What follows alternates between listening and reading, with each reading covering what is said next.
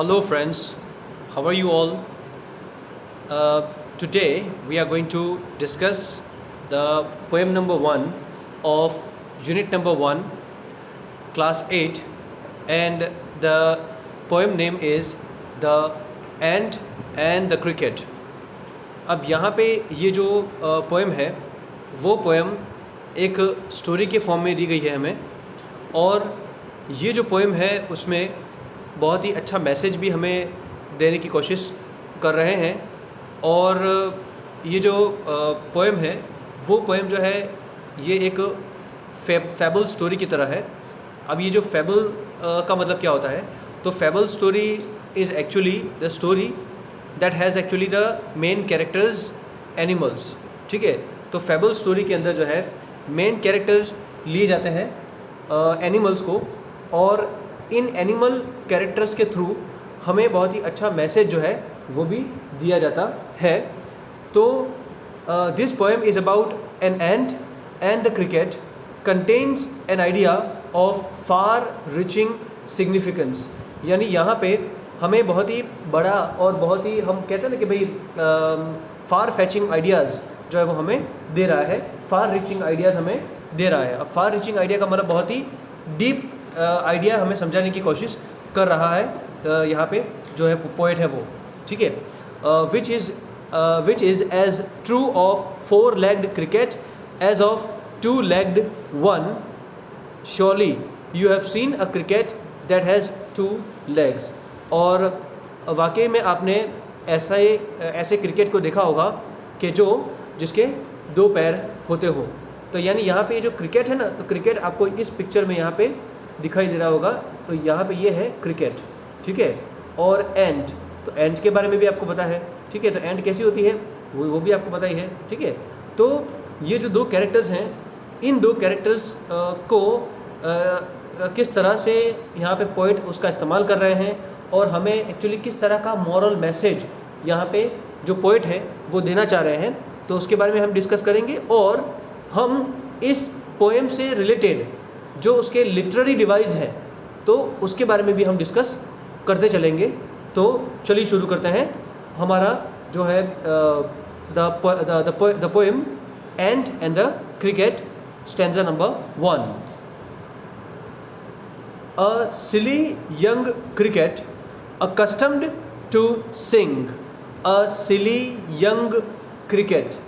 अब यहाँ पे ये जो क्रिकेट है ना, ये क्रिकेट इस तरह से यहाँ पे दिया हुआ है। अच्छा, ये पोएम की शुरुआत हम करें ना, उससे पहले मैं आपको ये चीज़ बताना चाहूँगा कि इस पोएम का जो टाइप है वो क्या है। तो देखो, अलग अलग तरह की पोएम्स होती है, ठीक है। तो इसमें ये जो पोएम्स है, ये जो पोएम है, ये पोएम जो है वो है कैनार्ड टाइप। कैसा है वो? कैनार्ड। अब ये कैनार्ड का स्पेलिंग क्या है? CANARD, canard. ये कैनार्ड है वो क्या है? What is the meaning of canard? तो the meaning of canard is कि when a poem is composed in the form of story, यानी एक स्टोरी ही दी गई है हमें, हम एक्चुअली एक स्टोरी ही पढ़ रहे हैं, लेकिन इन the form of poetry, but in the form of poem. तो ऐसी पोएम को हम कहते हैं कैनार्ड। तो ये एक तरह की कैनार्ड टाइप ऑफ पोएट्री है। तो ये था हमारा सबसे पहला लिटरेरी डिवाइस, ठीक है। अब हम बात करेंगे अ सिली यंग क्रिकेट के बारे में। अब यहाँ पे ये जो क्रिकेट है ना, ये क्रिकेट जो है उसको कंपेयर किया गया है इंसानों के साथ। अ मैन, ह्यूमन बीइंग, के ह्यूमन बीइंग के अंदर भी ऐसी ही क्वालिटी होती है। कैसी क्वालिटी होती है कि हमारे पास जब फैसिलिटीज़ होती है बहुत सारी, तो उस फैसिलिटीज़ का इस्तेमाल करके हम अपने आप को डेवलप नहीं करते हैं और हम लेज़ी बने रहते हैं, हम काम नहीं करते हैं, ठीक है। और यहाँ पे भी ये जो पोएम है, उस पोएम के अंदर जो क्रिकेट है, जो कैरेक्टर दिया है, तो वो भी एक ऐसा ही लेज़ी कैरेक्टर है कि वो बहुत ही सिली है और यंग भी है। तो a silly young cricket accustomed to sing. Accustomed to sing का मतलब क्या होता है? उसको एक आदत पड़ चुकी है गाने की। अकस्टम्ड टू का मतलब होता है आदत पड़ जाना, है ना। किसी चीज़ की आदत होना, किसी चीज़ की हैबिट होना, हैबिट, तो यहाँ पे ये जो अकस्टम्ड टू है उसका क्या मीनिंग निकलता है? To get habituated to something. ठीक है, तो यहाँ पे हम लिख सकते हैं कि भाई accustomed to equals to habit. ये एक नई वोकेबलरी के अंदर आप ऐड कर सकते हैं। ठीक है, तो accustomed to equals to habit होना किसी चीज़ की, तो ये आपकी वोकेबलरी में हम कर सकते हैं। Through the warm sunny months of gay summer and spring.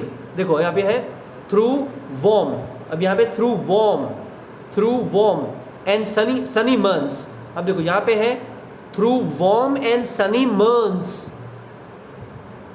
Through का मतलब किसी चीज़ के थ्रू होकर जाना या फिर गुजरना।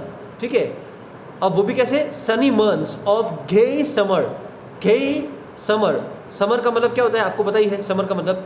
और उसके अंदर जो है दिन होते हैं वो कैसे होते हैं? बहुत ही ज़्यादा गर्म होते हैं, बहुत ही ज़्यादा वार्म होते हैं।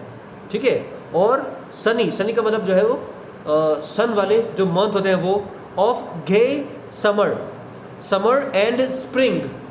अब देखो यहाँ पे बात ऐसी करना चाह रहा है पोएट कि जब समर का वक्त होता है, जब समर का टाइम होता है, उस वक्त कैसे दिन होते हैं? वार्म और सनी मंथ होते हैं। ठीक है, और वो भी कैसे? Gay summer and spring days. अब देखो begin to complain when he found that at home. Begin to complain when he found that at home his cupboard was empty and winter was come. अब देखो ये जो cricket है, जो पूरा दिन, ठीक है, वो गाता ही रहता है। अकस्टम्ड टू सिंग, पूरा दिन वो गाता ही रहता है। ठीक है, और इसके सिवाय और दूसरा कुछ काम वो नहीं करता है। ठीक है, तो हिज कबर्ड वॉज एम्प्टी। अब उसके जो कबर्ड है बिल्कुल खाली हो चुके हैं। उसके कबर्ड का मतलब उसके घर में जो खाना है वो खाना बिल्कुल ख़त्म हो चुका है। And winter was come now, अभी विंटर आ चुका है। अब जब विंटर आएगा तब क्या होगा कि स्नोफॉल शुरू होगा। स्नोफॉल, अब जब स्नोफॉल शुरू होगा तो क्या होगा कि जितने भी जो क्रॉप्स वगैरह जो हैं वो सभी के सभी क्रॉप्स जो है वो इस स्नोफॉल की वजह से क्या हो जाएंगे? कवर हो जाएंगे। ठीक है, तो जितना भी खाना जो ज़मीन पर था अब वो स्नो की वजह से कवर हो जाएगा। तो अब क्रिकेट के पास कुछ खाना नहीं बचेगा, राइट। तो उसको क्या चाहिए था एक्चुअली में? उसको ये चाहिए था कि जिस दौरान समर चल रहा था उस दौरान उसको काम करके अपने लिए खाना अपने किचन में एक बफर स्टॉक की तरह मतलब एक्स्ट्रा जो एक स्टॉक आता है उस स्टॉक की तरह उसको अपना खाना जो है वो स्टोर करना चाहिए था, उसको मेहनत करनी चाहिए थी। यहाँ पे क्रिकेट के कैरेक्टर के थ्रू हमें इंसानों को ये बात समझाई जा रही है कि हम में से बहुत सारे लोग ऐसे हैं जो बहुत ही लेज़ी होते हैं, जो कुछ काम नहीं करते हैं। जब एक्चुअली में क्रूशल टाइम होता है काम करने का, ठीक है, तो उस वक्त हम वो काम नहीं करते हैं और हमें काम करने की सूझ तब पड़ती है जब हमारे पास कुछ वक्त नहीं बचा होता। ठीक है, और फिर हमारे पास सिर्फ और सिर्फ पछतावा होता है, रिपेंटेंस होता है, रिग्रेट होता है, रिमोर्स होता है। ठीक है, पछतावा। रिपेंटेंस का मतलब भी पछतावा, रिमोर्स का मतलब भी पछतावा, रिग्रेट का मतलब भी पछतावा। ठीक है, तो हमारे पास और कुछ नहीं होता है सिवाय पछतावे के। ठीक है, तो अब यहाँ पे हमने हमारा जो फर्स्ट स्टैंजा है वो कंप्लीट किया है। अब उसका हम लिटरेरी जो डिवाइस है वो देख लेते हैं। A silly young cricket accustomed to sing. अब देखो यहाँ पे बात है क्रिकेट। अब ये जो क्रिकेट है ना, क्रिकेट तो वो कैसा है? एक सिली और यंग, सिली भी है और यंग भी है, राइट। तो देखो यहाँ पे एक ऐसा फिगर ऑफ स्पीच जिसको बोलते हैं हम, यहाँ पे एक ऐसी फिगर्स ऑफ स्पीच है जिसको हम कहते हैं ट्रांसफर्ड एपिथेट। अब ये जो ट्रांसफर्ड एपिथेट है वो फिगर ऑफ स्पीच आपको पता है कि अच्छा एपिथेट का मतलब क्या होता है? तो एपिथेट का मतलब होता है एडजेक्टिव। एपिथेट का क्या मतलब होता है? एडजेक्टिव। ठीक है, तो एपिथेट का मतलब एडजेक्टिव होता है। और देखो नॉर्मली है ना यंग ये एक ऐसा एडजेक्टिव है जो हम ह्यूमन बीइंग के लिए इस्तेमाल में लाते हैं। ठीक है, कि भाई यंग मैन, यंग वुमेन, ठीक है, और ऐसे यंगस्टर्स यानी यंग पीपल होते हैं। ठीक है, तो यंग एक ऐसा एडजेक्टिव है जो हम इंसानों के लिए यूज़ करते हैं लेकिन यहाँ पे हमने यूज़ किया है एक क्रिकेट के लिए, राइट। तो ये है हमारा epithet, young is an epithet. लेकिन जब भी अगर हमारा एडजेक्टिव हम जो नॉर्मली जिस सिचुएशन में यूज़ होता है वहाँ पे यूज़ ना करते हुए कहीं और उसको हम यूज़ करें, तब वो कहलाएगा ट्रांसफर्ड एपिथेट। एपिथेट का मतलब होता है एडजेक्टिव, और यहाँ पे यंग एडजेक्टिव है जो नॉर्मली यूज़ होता है ह्यूमन बीइंग के लिए। हमने उसको वहाँ पे यूज़ ना करते हुए कहाँ पे यूज़ किया, क्रिकेट के साथ, यानी हमने वहाँ से उसको ट्रांसफ़र करके यहाँ पे लाए, इसलिए उसको हम कहते हैं ट्रांसफर्ड एपिथेट। तो a young silly young cricket, यहाँ पे आप अंडरलाइन करके उसके नीचे आप लिख सकते हो क्या, transferred epithet. Accustomed to sing, accustomed to sing, ठीक है। चलो अभी हम बात करते हैं नेक्स्ट लाइन के अंदर के through the warm sunny months of gay summer. अब देखो आगे है ना वार्म एंड सनी मंथ। अब ये जो वार्म एंड सनी मंथ्स जो है ना, वो हमें एक चीज़ की तरफ इशारा कर रहे हैं कि देखो वार्म और सनी मंथ्स। अब देखो सनी मंथ्स और वार्म मंथ्स वो कब होते हैं, तो during the summer season only, during the summer season only. तो जब समर सीजन होती है तब जो महीने होते हैं ना, 3 महीने जो होते हैं, ठीक है। तो वो जो 3 महीने होते हैं वो कैसे होते हैं, बहुत ही ज़्यादा गर्म वार्म होते हैं और बहुत ज़्यादा सनी भी होते हैं।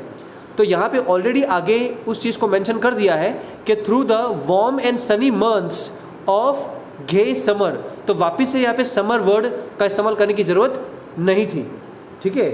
जब हमने वार्म और सनी मंथ की बात कर ली तो वो अब हमारी अंडरस्टैंडिंग पे आ गया है कि यहाँ पे बात हो रही है समर की, लेकिन फिर भी वहाँ पे एक और बार समर वर्ड का मेंशन किया गया है।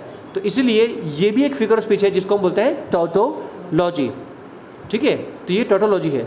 अब देखो टॉटोलॉजी फिगर ऑफ स्पीच ऐसी है ना कि जब एक बार किसी एक चीज़ को हम कह देते हैं, या फिर अगर मान लो कि एक सेंटेंस के अंदर कोई ऐसा वर्ड दिया गया है जो हमें क्लियरली किसी चीज़ का मीनिंग हमें बता देता है, लेकिन ऐसा ही एक दूसरा भी वर्ड दिया हो जो सेम मीनिंग को रिप्रेजेंट करता हो, ठीक है, या फिर सेम चीज़ को इंडिकेट करता हो, राइट, और उसकी वैसे ज़रूरत नहीं है फिर भी लेकिन वो यूज़ हुआ है, तो उसको हम कहते हैं टॉटोलॉजी, ठीक है। तो ये जो है हमारा टॉटोलॉजी है। और एक और फिगर स्पीच भी है ये, और आप देख सकते हो यहाँ पे समर एंड स्प्रिंग। तो देखो एस और एक है सनी का भी एस है, तो सनी में एस, फिर उसके बाद समर में भी एस और स्प्रिंग में भी एस। तो देखो यहाँ पे इस लाइन के अंदर 3 बार एक एस साउंड है, कॉन्सोनेंट है वो, ठीक है, वो रिपीट हो रहा है, 3 बार रिपीट हो रहा है, ठीक है। तो ये भी एक फिगर ऑफ स्पीच है जिसको बोलते हैं हम एलिट्रेशन।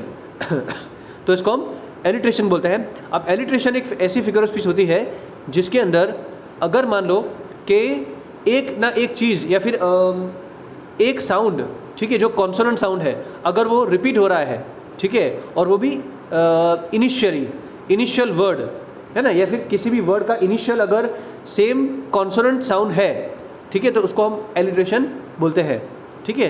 तो ये एक एलिट्रेशन भी है, राइट। तो चलो अभी हम बात करेंगे थर्ड लाइन के अंदर।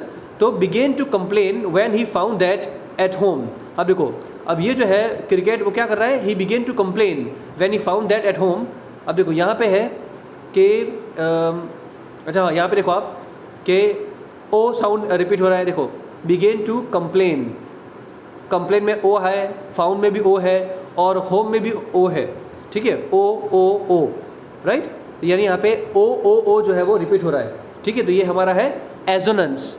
तो assonance is a figure of speech जिसके अंदर जब वॉवेल साउंड अगर रिपीट हो रहा है, वॉवेल साउंड, वॉवेल में आपको पता है ना AEIOU, यानी यहाँ पे जो ओ है वो रिपीट हो रहा है, और उसके बाद एक और जगह पर भी है ना TO के अंदर टू में भी है ओ, ठीक है।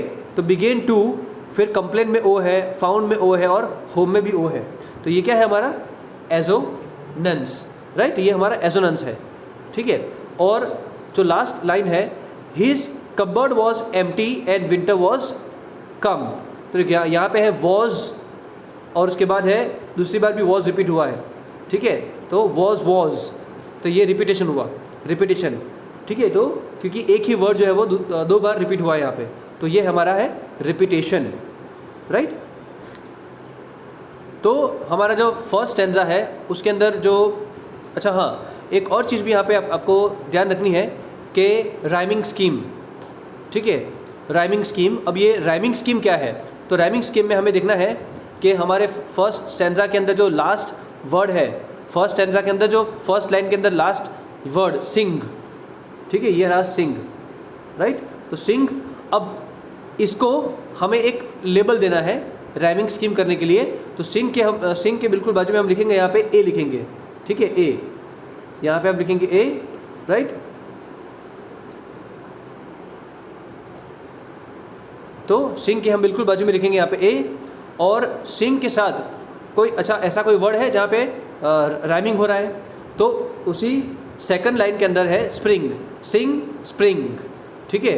तो ये हुआ ए ऊपर और दूसरा लाइन में है ए, तो ए, ठीक है। और उसी तरह से थर्ड लाइन में है होम कम, तो वो है B B, A B B, तो ये उसकी राइमिंग स्कीम हो गई, राइट। तो ये था हमारा फर्स्ट स्टैंजा का जो है understanding of poem and literary device.